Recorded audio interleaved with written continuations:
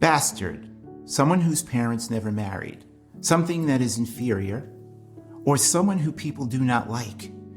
And the only part of that definition that factually applies to me is that my parents did not marry.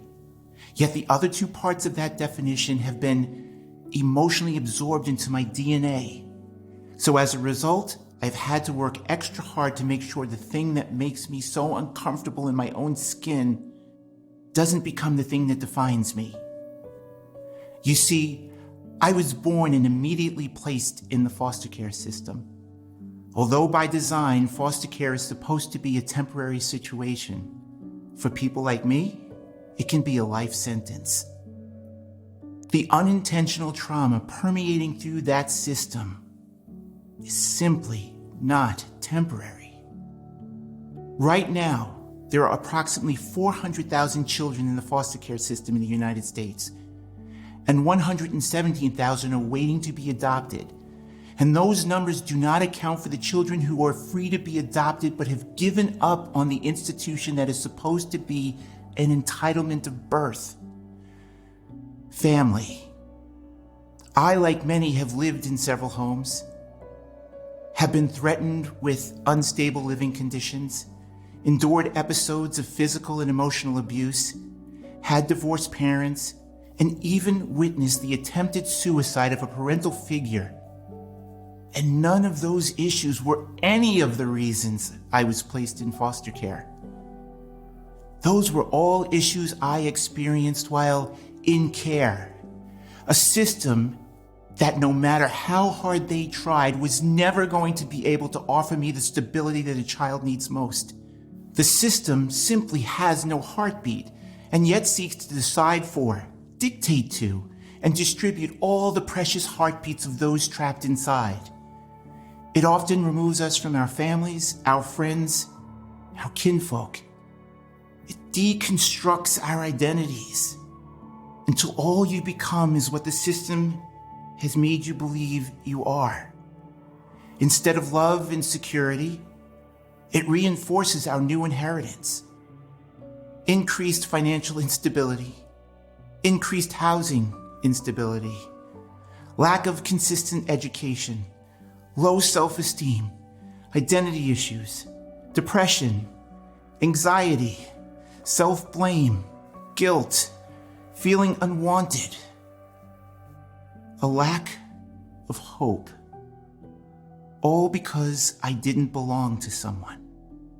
For those of you lucky enough to have a family, your potential for emotional health, high self-esteem, greater resilience, a well-defined identity, higher social confidence, and the ability to handle stress is so much greater when you know where you come from, and more importantly, when you know where you belong.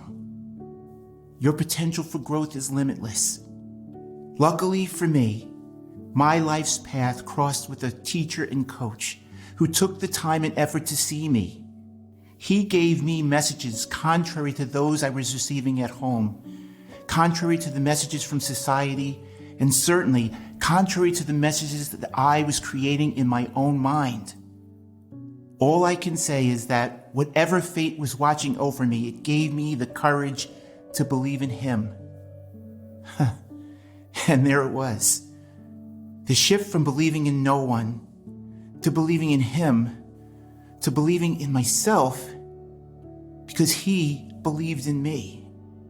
That lesson became clearer and clearer to me as I navigated my life's journey. And even though single, when the time was right and purposeful, it was my turn. It was too precious a gift to keep to myself, and so I opened my heart and opened my doors to my first baby boy, who had just turned 17.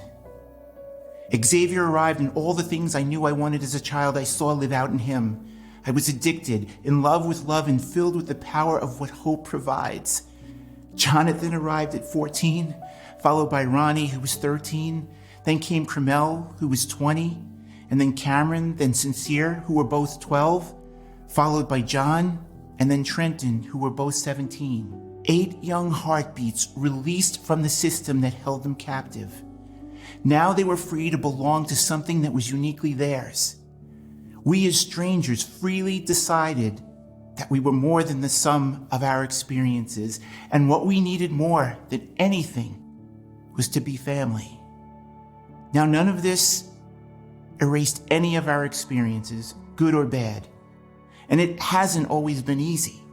But we now know where we belong. We now know who we belong to, and we now know that this is forever.